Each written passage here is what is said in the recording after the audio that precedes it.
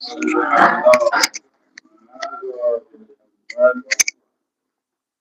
الله أنفسكم إن شاء الله. أعوذ بالله من الشيطان الرجيم. بسم الله الرحمن الرحيم. الحمد لله رب العالمين. الصلاة والسلام على أشرف الأنبياء والمرسلين حبيب إله العالم أبي القاسم المصطفى محمد. اللهم صل على محمد وعلى أهل بيته الطيبين الطاهرين سيما بقية الله في الأرضين واللعن الدائم على أعدائهم أجمعين من الآن إلى لقاء يوم الدين. اللهم نور قلوبنا بالقرآن ووفقنا للعمل به. و بحث و گفتگویمون در دلیل نقلی برای اثبات مسئله ولایت مطلقه فقیه بود که مرحوم نراقی، حضرت امام، مرحوم بروجردی و بسیار دیگری از علما قائل به آن هستند. در باب ادله نقلی مرحوم نراقی شاید بالای 10 تا روایت نقل می کند برای اثبات مسئله ولایت فقیه. یکیش مقبوله عمر بن حنظله است، مشهوره ابی خدیجه، توقیه حضرت حجت، صحیحه ابوالبختری و روایات دیگر. اما محل بحث ما مقبوله عمر بن حنظله بود. حضرت امام رضوان الله تعالی علیه با اون مقدمات ششگانه‌ای که بیان کردیم میخواد از این روایت استفاده بکند که منصب ولایت برای فقیه از سوی شارع جعل شده است. بله، کیفیت استدلال، حالا میخوام نتیجه بگیریم با اون مقدمات ششگانه‌ای که بیان کردیم. ایشون میفرمایند که از آنجایی که سؤال راوی درباره مرجع رسیدگی بوده است،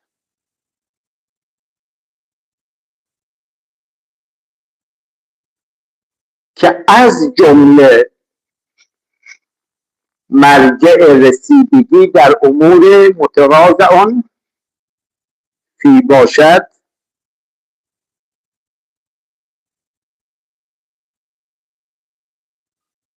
و این مرجع هم در سؤال راوی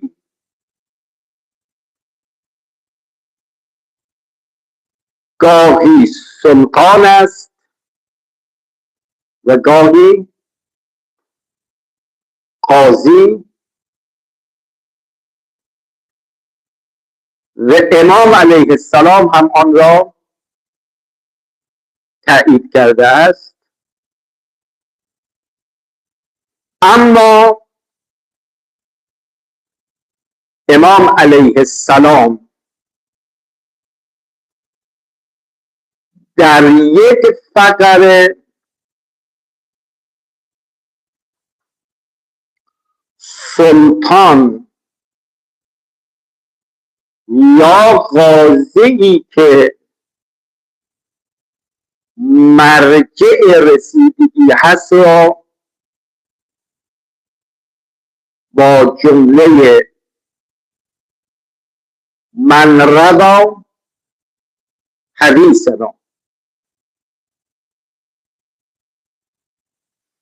و عرف به حلالنا و بفرمایید حرامنا و جمله بعدی ویژگی های حاکم و قاضی رو بیان کرده است. در جمله دوم امام فرمود انی قد جعلته علیکم حاکما.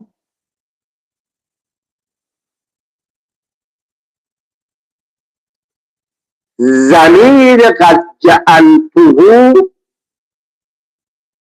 برمیگردد به مرجع رسیدگی کننده نیازهای مردم که اعم از حاکم و قاضی باشد. پس بنابراین فقیه در هر دو باب، یعنی چه در باب سلطنت و چه در باب قضاوت، منصوب از قبل شارع می باشد.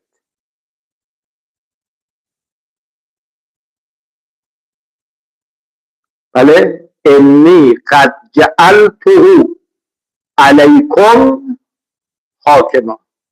بله، من چنین شخصی را برای شما حاکم قرار دادم.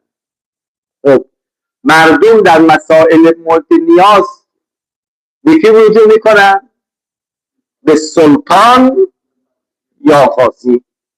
بعد امام میاد ویژگی های این سلطان به این قاضی رو بیان میکنه. میگه من هر سلطانی مد نظر من نیست، هر قاضی مد نظر من نیست. قاضی که این دو سه تا ویژگی را داشته باشه. بله، روان حدیثنا باشد، عرف به حلالنا و حرامنا باشد. شد میفرماد از این جواب امام علیه السلام استفاده می شود که شخصی که این ویژگی ها را دارد فقیه است. این چنین فقیه را جعلته علیکم حاکما، یعنی شخصی که روا حدیثنا و عرف به حلالنا و حرامنا، من چنین شخصی را که قرار دادم حاکم قرار دادم. این حاکم به قرینه اون سلطان و قاضی، یعنی اعم از مسئله سلطنت و قضاوت باشد. پس امام علیه السلام داره یک مدل ارائه میدهد، بله، که مسلمان ها باید در مسائلی که نیاز دارن به چه کسی مراجعه کنن. تو امام در یک تعلیل فرمود که اگر به سلطان جائر یا قاضی منصوبه از طرف سلطان جائر بشه، این رجوع به طاغوت. به خدا در قرآن از رجوع به طاغوت منع کرده است. الهی فهمیدید؟ این خلاصه فرمایش مرحوم امام از مقبوله عمر بن حنظله. اینجا یک تذکری لازم.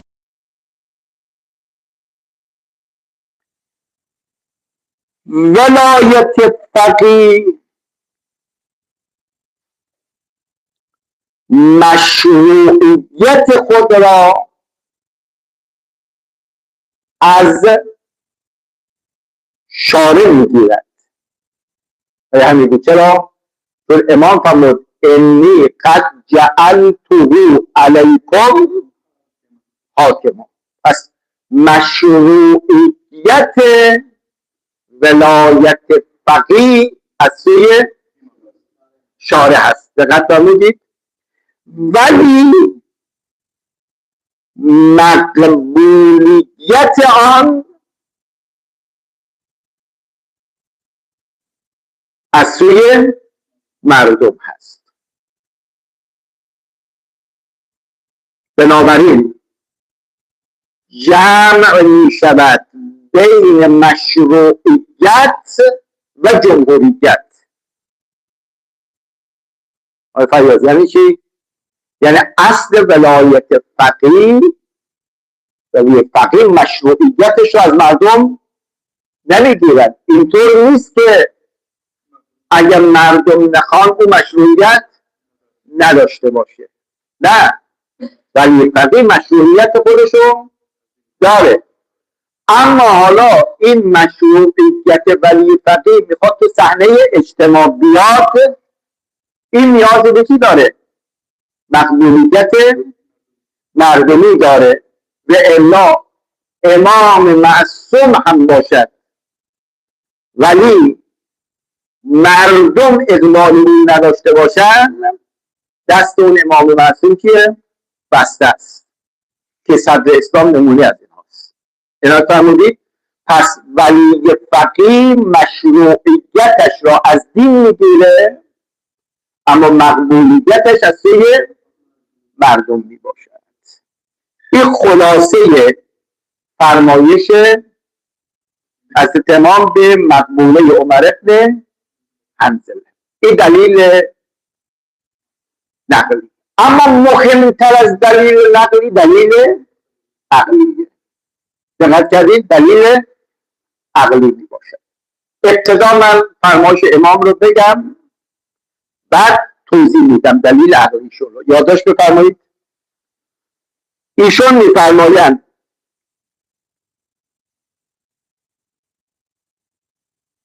مسئله ولایت فقیه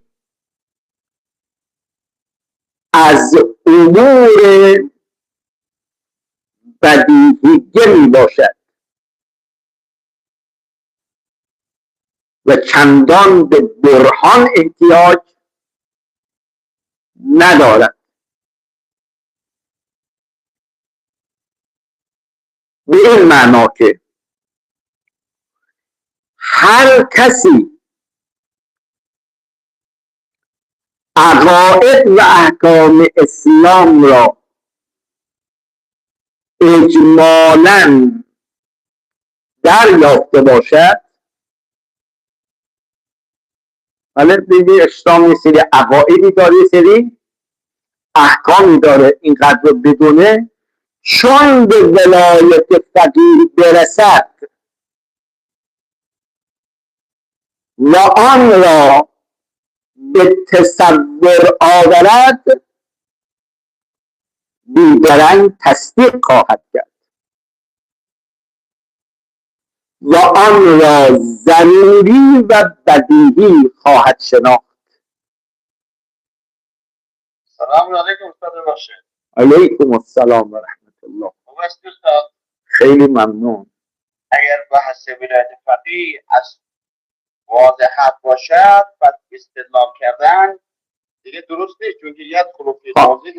الان دو تا کلمه که ثبت میکردیم من داشته اینجا. ایشون ادامه میداد این که امروز ولایت فقیه احتیاج به استدلال پیدا کرده است، علتش اوضاع اجتماعی مسلمانان عموما و حوزه های علمیه خصوصا می باشد. وگرنه اگر اوضاع اجتماعی مسلمانان و حوزه ها به گونه دیگر می بود، مسئله ولایت فقیه در عصر غیبت جزء مسائل بفرمایید بدیهی خواهد بود. استاد این دیگه چه استدلالیه؟ الان هست، ما هنوز تمام نکردیم. بدیهی باشه خب نیاز به بیان نداره که همه میفهمن. همین میگم، ایشون میگه چرا میگه الان اگر واقعا ولایت فقیه از طرف شاه بود، وضع مسلمانان عالم چنین نبود. اگر خدمت ولایت فقیه مثلا دست غیبت بود، حوزه ها جمع کثیری از علما منکر ولایت فقیه نمی شدن. اما ایشون میفهم نظری با نفس عملی چه ربطی داره استاد؟ حالا از اگر واقعا بدیهی باشه دیگه واضح باشه چیز. الان عرض میکنم شما، من حرف ایشون رو توضیح میدیم، بعد میفهمید که آیا مسئله بدیهی است یا نه. ولی مع ذالک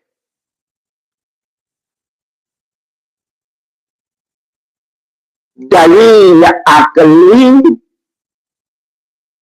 برای مسئله ولایت فقیه قائم است. من به سخن ایشون موسوعة الامام الخمینی جلد 21 ولایت فقیه و حکومت اسلامی صفحه 17. خب اما دلیل عقلی رو که هم حضرت امام داره و هم مرحوم آقای بروجردی رضوان الله تعالی علیه داره، ما این دلیل عقلی رو انشاءالله شروع میکنیم. دلیل عقلی به دو تعبیر بیان میکردد. الف، جامعیت اسلام و جاودانه بودن احکام اسلام.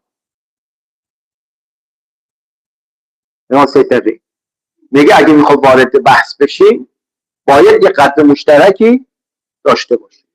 یک، بپذیریم که اسلام دین جامعی است، هم در عقاید، هم در اخلاق، هم در احکام. این یک.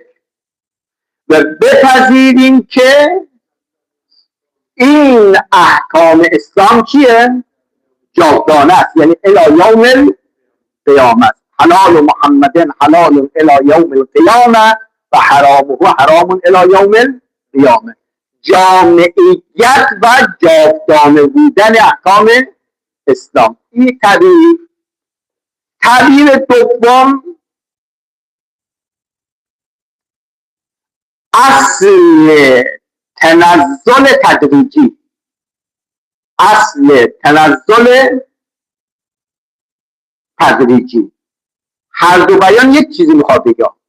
تنزل تدریجی. بگیم که توضیح میدیم الان. میگه در درجه اول حکومت اسلامی باید به نحو اتم چی باشه؟ اکمل باشه. در رأسش کی باید باشه؟ نه، در رأسش پیامبر باید باشه.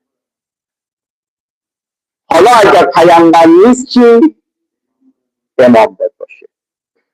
اگر نیست چی؟ دلیل فقیه باشه. کی اینا میگه؟ عقل میگه. اصلش از کردیم تنزل تدریجی، یعنی اینا در طول هم دیگه. دقت فرمودید؟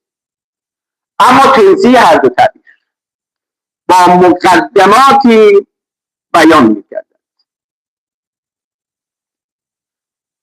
فقط خواهش میکنم به این مقدمات خوب دقت بکنیم که بعدا ببینیم این که حضرت امام میفرماد که اصل ولایت مطلقه فقیه امر چیه؟ بدیهیه. یعنی اگر خوب تصور بشه کنارش تصدیق هست. دقت فرمودید؟ تصدیق هست. مقدمه اول،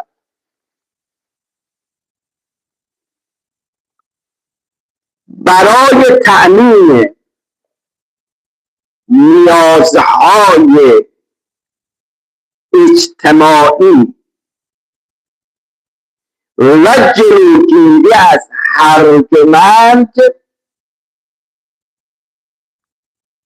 وجود یک حکومت در جامعه امری ضروری است. آیا فیاض اینو قبول دارید یا نه؟ آیا حمیدی دیگه اصلا کار به مسلمان و غیر مسلمان نداریم ما. درست شده؟ اگر ما میخوایم نیازمندی های اجتماعی مردم تأمین بشه و از آن طرف هرج و مرجی هم در جامعه به وجود نیاد، ما نیاز به تشکیلی که داریم حکومت داریم. پس اصل تشکیل حکومت یک امری است که اوغلا نسبت به چی دارن؟ اتفاق نظر دارن. حالا هرج مرج هست یا نیست در یک حکومت این مطلب دیگری است. آیا همه نیازهای اجتماعی برطرف میشه یا برطرف نمیشه؟ و اون مطلب دیگری. به حکم عقل این که ما حکومت داشته باشیم بهتر از این که حکومت نداشته باشیم. ما برای برآورده شدن نیازهای اجتماعی حکومتی داشته باشیم بهتر از این که حکومتی نداشته باشیم. این مقدمه اول. اینا شد. مقدمه دوم، اون جمله حضرت امیر هم ارشاد در این حکم عقل و لابد للناس من امیر بر او فاسق یا جائر داریم. تو جامعه باید حکومت باشه، حتی اگر حکومت برم نباشه. و توضیح میدم چون اون حاکم فاسق و فاسد هم میخواد حکومتش برقرار باشه نیست دست نیست این کارایی میزنه. پس بلا حکومتی مرجوع، حکومتی امری که راجح هست. این جمله اول، مقدمه اول. مقدمه دوم، اجراء احکام اجتماعی اسلام امری است ضروری و این هم اختصاص به زمان حضور پیامبر و معصوم ندارد. حالا این را در دایره کلی بگیری، از اسلام بیام بیرون. اگر حکومت ضروری شده اجرای احکام حکومت هم ضروری است یا نیست؟ هست. دقت فرمودید؟ اسلام هم میگه یه حکومت باید باشه و این حکومت قوانین داره. این قوانین باید اجرا بشه یا نشه؟ پس اجرا شدن قوانین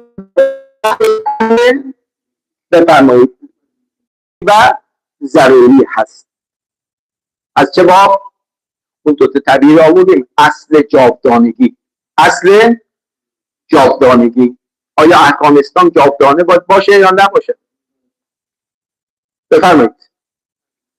حلال محمد حلال الی یوم القیامه. درست شد؟ اینم مقدمه دوم. مقدمه سوم، اصل تنزل تدریجی است. یعنی حکومت مطلوب در اسلام حکومتی است که معصوم علیه السلام در رأس اون باشد. اینا خوب دقت کن عزیزان. یه وقت میگه آقا حکومت اسلامی مطلوب شما کیه؟ بله؟ آیا میگه حکومت مطلوب از نظر اسلام چه حکومتیه؟ که در رأس حرم حکومت کی باشه؟ پیامبر باشد. دقت فرمودید؟ امام معصوم باشد. چرا؟ چون عقل میگوید در رأس حکومت یک مدیری باشد که اشتباه نمی کند، بهتر از اینکه این رو کنار بگذاریم یکی رو پایین‌تر بیاریم. پس حکومت مطلوب در اسلام حکومتی است که معصوم در رأس آن باشد. 4. هرگاه فراهم آوردن حکومتی در حد مطلوب میسر نشد،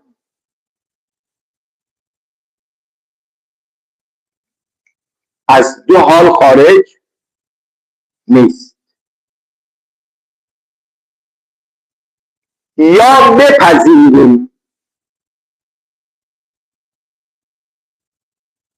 نزدیکترین مرتبه به مرتبه حد مطلوب باید از حکومت باشد،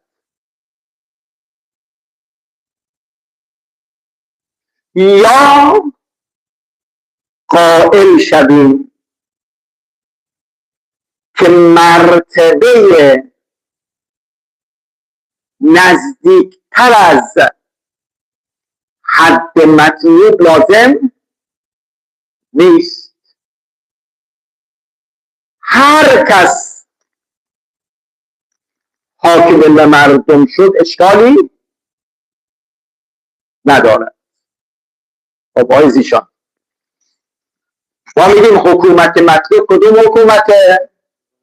در رأسش پیامبر و معصوم باشد. حالا به هر دلیل الان اون حد مطلوب نیست، در اصل غیبت. معصوم در پس غیبته. سلام الله علیه. دقت کردید؟ شما اینجا باید غیر از این درام بیشتر ندارید. یا باید بگیم شکل و نوع حکومت به گونه‌ای باشه که خیلی نزدیک به حکومت معصومه، یا بگیم حالا که حکومت معصوم ممکن نیست رها کنیم. بله، هر نوع حکومتی میخواد باشه. ادامه بدیم به حکم عقل مدل اول مطلوب است. به حکم عقل مدل اول مطلوبه. میگه حالا که دسترسی به معصوم ندارید که مدل مطلوبه، یه مدلی انتخاب کنیم که به مدل معصوم بفرمایید نزدیک باشد. پس بنابراین این تعبیر خیلی قشنگه، لطیفه. پس بنابراین این تعبیر که یا همه یا هیچ امر غلطی است. یا همه یا هیچ، یعنی یا حکومت معصوم بفرمایید یا هیچ، یا حکومت میخواد باشه. اینی که نزدیک به مدل حکومت معصوم باشه ما این قبول نداریم، این غلطه. بله، عنایت کنید در روایات ما هم اشاره به همین دارد. کدوم دارد؟ یعنی اصل عقلی. میگه اگر حکومت مطلوب نداریم، حکومت نزدیک به حکومت مطلوب داشته باشید. این تعبیرات یادداشت بفرمایید. این دلیل اشکالاتی به این دلیل عقلی وجود داره. دلیل عقلی باید منجر به حصر بشه. اینجا دیگه حصر نیست دیگه. یک دلیل هست که حصر خاطر. نه کی گفته دلیل عقلی؟ از کردم اون اصل تنزل تدریجی ما داریم میگیم. بفرمایید. الان این دلیل عقلی که فرمودید، مثلا ضرورت جامعه که حرمت نشه، خب این حکم عقله، ولی درسته. خب ولی این حکم عقل این نمی‌دونه که حتما یک مشتری از بکنم عقل چی میگه؟ اجازه فرمایید.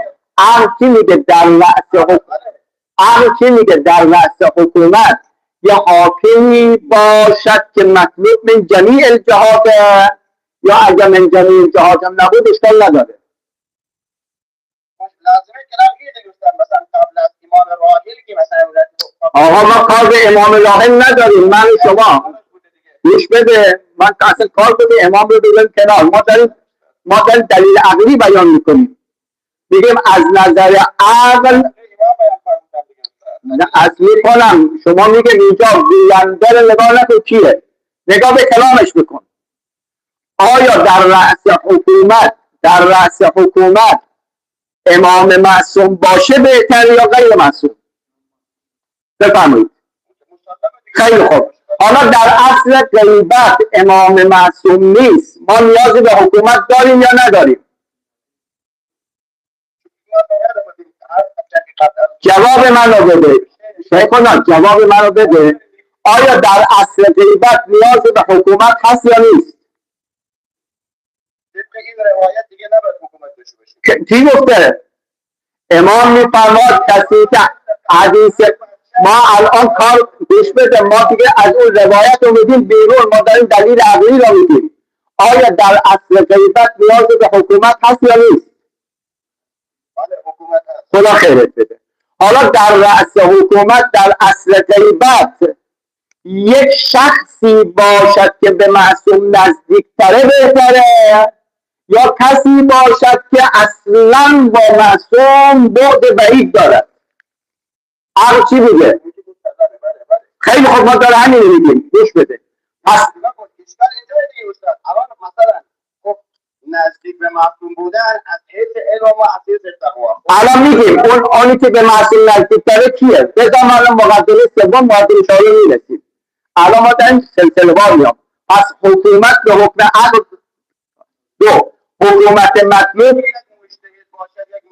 الان عرض میکنیم، شما اجازه بدید.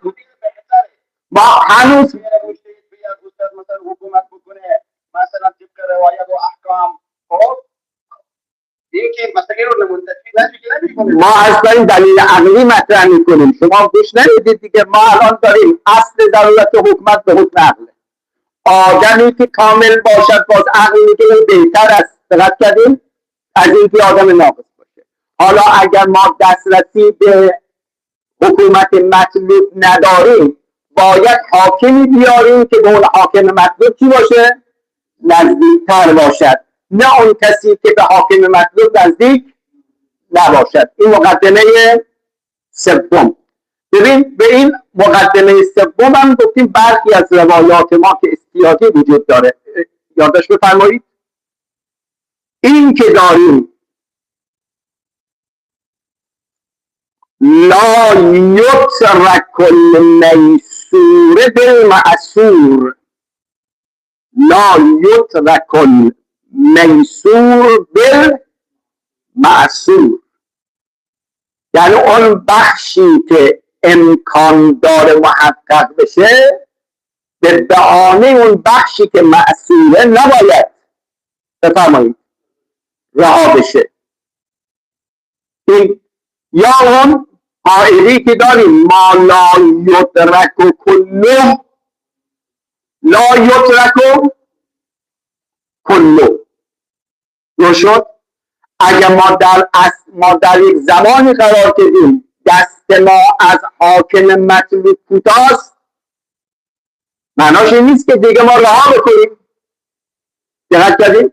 تو برخی از احکام شرعی که با تمام رکعات ایستاده باشه، اما اگر در 4 رکعت شما قادرین که 2 رکعت رو ایستاده بخونید، 2 رکعت رو نشسته بخونید، نمیتونید میگه حالا 2 رکعت که نمیتونه نشسته بخونم پس همه رو من نشسته بخونم. اینجوری نیست. ما لا یدرک کله لا یدرک کله می باشد. پس این میگه حکومت یا امام معصوم یا هیچ. اصلا عقل اینو پذیرا نیست. بله، در زمانی که امام معصوم باشه و مبسوطون یک باشه تعین عقل میگه این باید حاکم باشه. اما حالا ما که دسترسی به معصوم نداریم، این شعارا بدیم یا همه یا هیچ. عقل اینو قبول. یه شعری ما تو فارسی داریم، اینو یادداشت کنید، بد نیست. آب دریا را اگر نتوان کشید، لیک به قتل تشنگی باید کشید. بله، اگر توان داری همه آب دریا رو بکش، اما حالا که نداری از تشنگی آدم باید بمیره. آب دریا را اگر نتوان کشید، لیک به قتل تشنگی باید کشید. اینم مقدمه سوم. اما مقدمه چهارم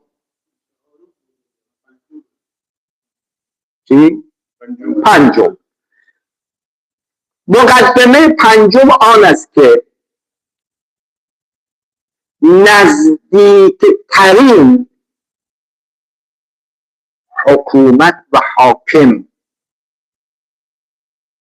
به حکومت مطلوب و حاکم مطلوب کیست؟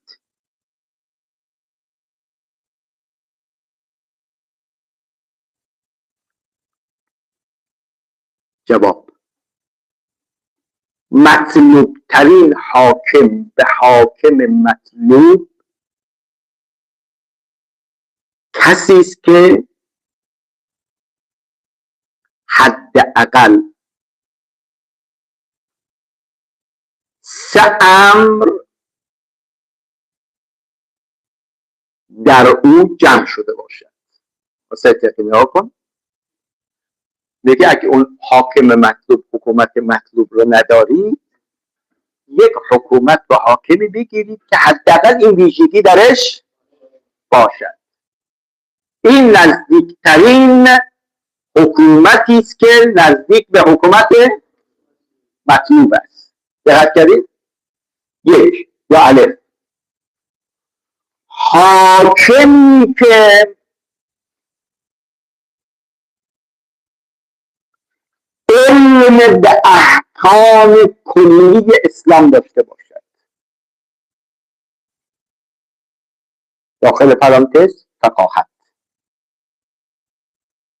ببین آیا هنوز دقت کنید، ما 2 تا حاکم داریم، فرضی هنوز نکردیم ما. یکی است که به همه احکام کلی اسلام چی داره؟ آگاهی داره، این بیاد در رأس حکومت قرار بگیره. یا کسی که علم به احکام کلی اسلام نداره. همین چی میگه؟ اون کسی که علم به احکام کلی اسلام داره. این اولین ویژگی. دقت کنید، باید اشتباه بود. 2، حاکمی که علاوه بر فقاهت شایستگی روحی و اخلاقی هم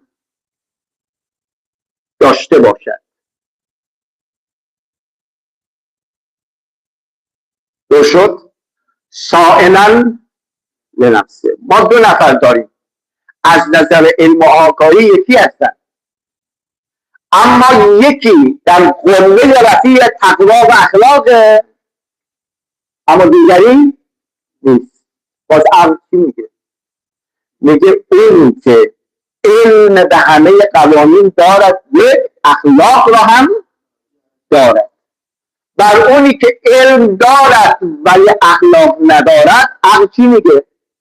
میگه اونی که علم و اخلاق دارد برتری دارد بر اونی که علم دارد ولی اخلاق ندارد. 3 یا جیم، کارایی در مقام مدیریت جامعه هم داشته باشد، مثل درک سیاسی اجتماعی،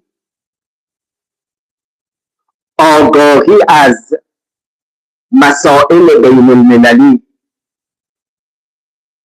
شجاعت در برخورد با دشمنان داخلی و خارجی و تشخیص اولویت‌های جامعه. یک کلمه بگیم یعنی مدیریت قوی. مدیریت قوی. درست شد؟ عقل میگوید حالا به حکومت مطلوب دسترسی ندارید که به نظر ما حکومت مطلوب حکومتی که در دستش معصوم باشه، برو حکومتی که نزدیک به حکومت مطلوب باشه. حالا این حکومت نزدیک به حکومت مطلوب چیه؟ بگی کسی که از نظر علم و آگاهی از همه بالاتر باشه، از نظر اخلاق و تقوا از همه بالاتر باشه، از نظر مدیریت هم از همه بفرمایید بالاتر باشه. این هم مقدمه چندم؟ پنجم. با توجه به مقدمات فوق نتیجه میگیریم اون کسی که در عصر غیبت امام معصوم سلام الله علیه بیش از سایر مردم واجب این شرایط است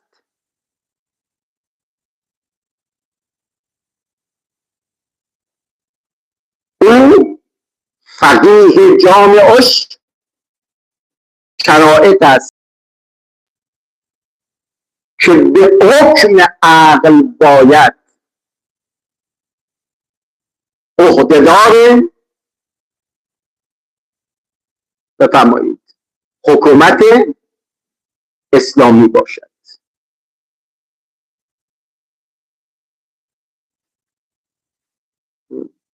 و روایات ما هم اگر گفتی فیاض و روایات ما هم این حکم عقل رو تایید میکنه.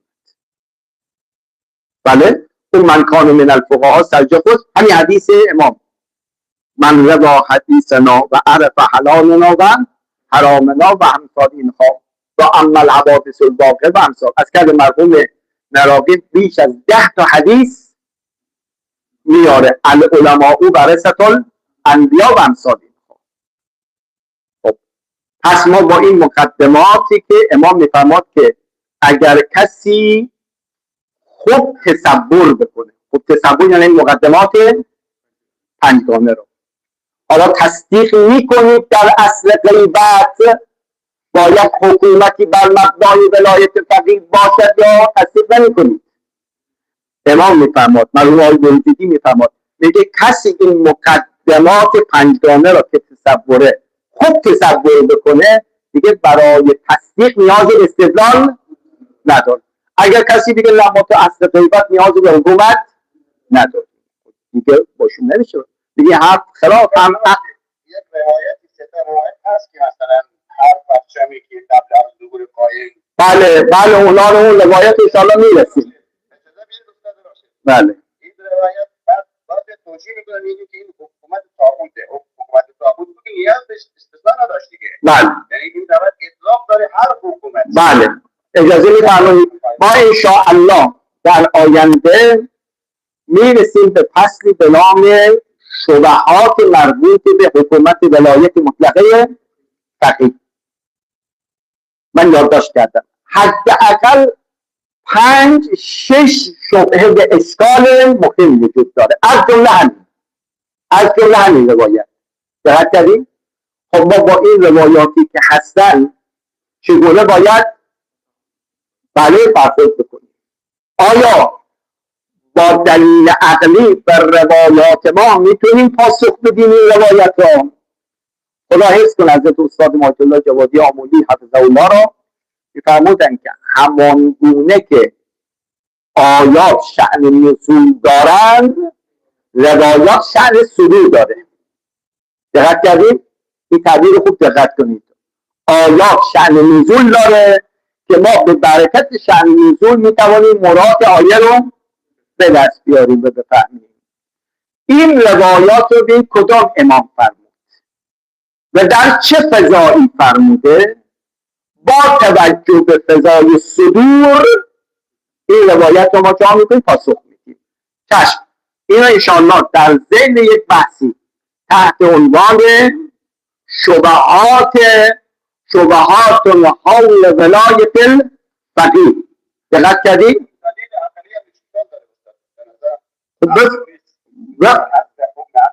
بفرمایید شما حرف بزنید مقدماتی که مثلا حکم عقل میگه ضرورت جامعه اینه که یک حکومت داشته باشه. بله. این حکومت اگر مجتهد باشه فقط همون بهتر را، ولی این نفی نمیکنه که کلا مجتهد باید.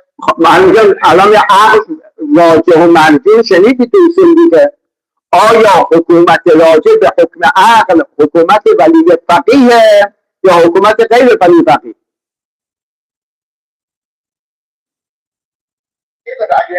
ساخت نشه، جواب منو بده. آیا تقدیم مرجوع بر راجع به حکم عقل قوی هست یا نیست؟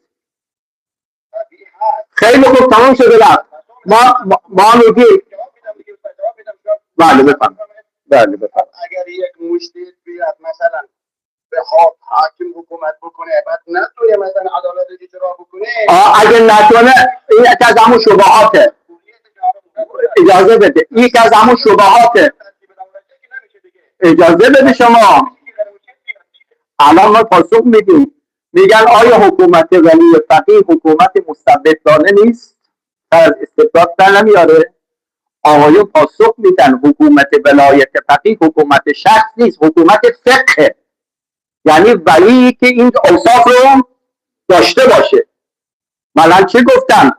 از نظر علم از همه بالاتر، از نظر تقوا از همه بالاتر، از نظر مدیریت از همه بالاتر باشه.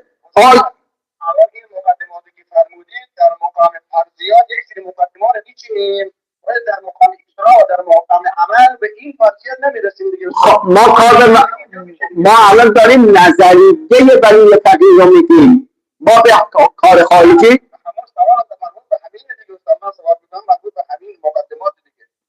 آیا مقدماتی که الان من گفتم شما بر یکی از این مقدمات خدشه کنید؟ بله از این جهت اجازه بده. این حاکم حتما مجتهد باشه، غیر مجتهد نمیشه. چرا میکنه؟ اجازه بده شما اجازه بده، گوش بده. شما میگه پس اصل حکومت ضرورت داره به حکم. حالا از نظر عقلی اگر ما یک حاکمی داشته باشیم که دارای این ویژگی باشه اما حاکمی دارای این ویژگی نباشد، به حکم عقل کدوم باید مقدم بشه؟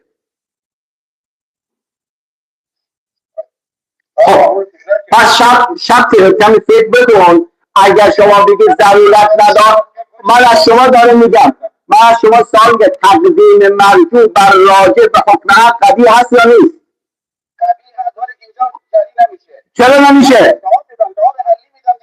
بفرمایید. خب بعضی موقع الان مثلا جامعه اگر غیر مجتهد بیاد مثلا حکومت بکنه، یک سری ادعاها اگر یک مجتهد بیاد کلا مثلا نسبت به روحانیت و غیر روحانیت چیز میشه اصلا نه اون ببین اجازه به شیخنا، شما مقام اجرائیات و خارج را خلق نکنید به نظریه اسلام. ما داریم نظریه رو بیان میکنیم نه خارج را. ما میگیم اگر حکومتی با این مبنا تشکیل بشه به حکم عقل این نزدیکتر است به حکومت اصل معصوم تا اینکه حکومتی بر مبنای ولی فقیه نباشه.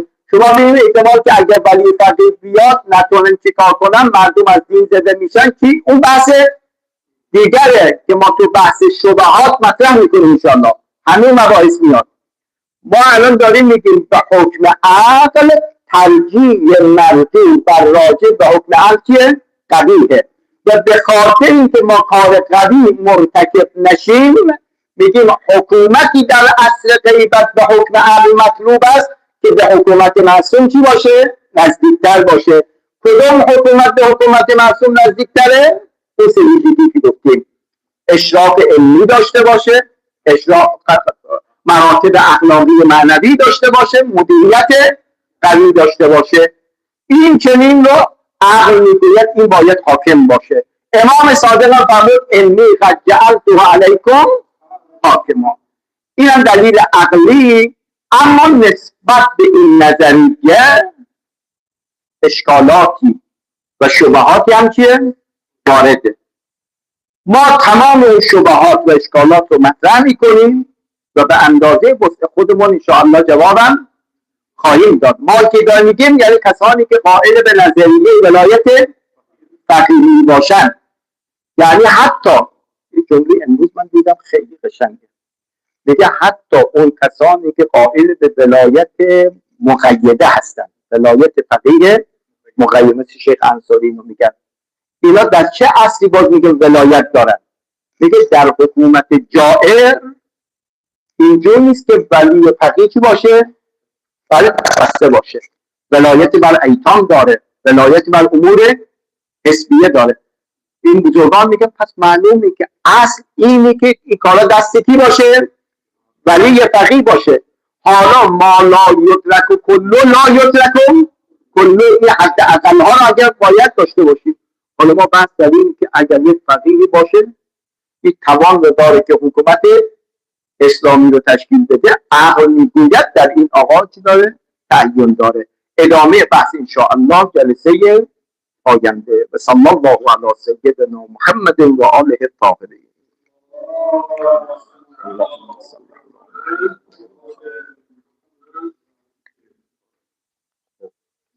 بحث داره نه